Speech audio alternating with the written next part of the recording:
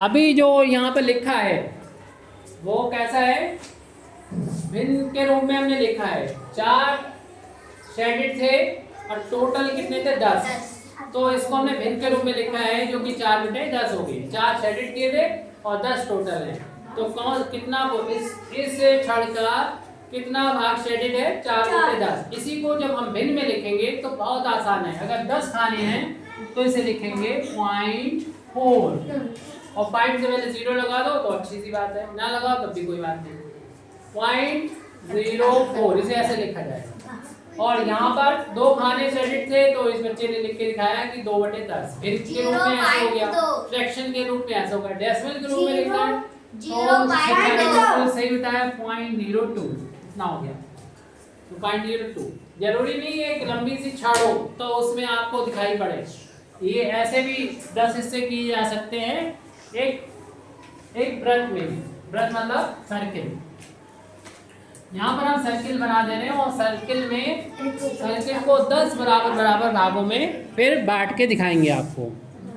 आप लोगों ने सही बताया कि हमने सर्किल को 10 बराबर भागों में बांट दिया। अगर हम इस 10 में से 1, 2 और 3 इनको शेडेड कर दें तो इस शेडेड भाग को हम भिन्न में अगर बदलना चाहें तो आपको मालूम है कि 3/10 हो जाएगा। इसी को डेसिमल में लिखना चाहे तो डेसिमल में कौन बच्चा बताएगा? 0.03 नहीं 0.3 ऐसे करके लिख देंगे। ठीक है, तो डेसिमल में लिखने का तरीका ये है, यदि 10 हो 10 में से कौन कितने हिस्से हैं? 3 हिस्से हैं, 3 लगा लो और इससे पहले डेसिमल लगा लो। ठीक है, या फिर हम 3 ऐसे भिन्न में बदल के इसको भाग देके भी कर सकते हैं। 3 में 10 का भाग देके भी किया जा सकता है। और 3 जैसे 10 का भाग देना बहुत आसान होता है। 3 में कोई भी डेसिमल नहीं तो लास्ट में डेसिमल होगा और जितने 0 हैं उतने डेसिमल को इस तरफ कर दो। तो 1 0 है, एक डेसिमल जब इधर आएगा तो ये 3 से पहले पॉइंट आ जाएगा, एक पॉइंट इधर आ जाएगा, उससे पहले 0 लगा दो ताकि डेसिमल हो ना जाए कहीं पर। तो 0.3 इस तरीके से हम लोग लिख सकते हैं। ऐसा कोई और भी सवाल है? अगर माना कि हमने इसमें 3 तो ये है शेडेड, चौथा हमने ये कर दिया और 5वां ये कर दिया, 5 भाग हमने कर दिए शेडेड 10 में से। तो इसको भिन्न में लिखेंगे 0.5 हो जाएगा। इससे पहले 0 लगा दिया 0.5 हो जाएगा। ये तरीका है 0.5 का मतलब ये होगा कि 10 में से 5 मतलब ये हुआ कि हमने आधे कर दिए। हाँ, ये आधे को भी डिनोट करता है, क्योंकि अगर 5 एकम 5 लिखेंगे 5 दूनी 10 करेंगे तो 1/2 एक्चुअल में क्या है 0.5 ही है।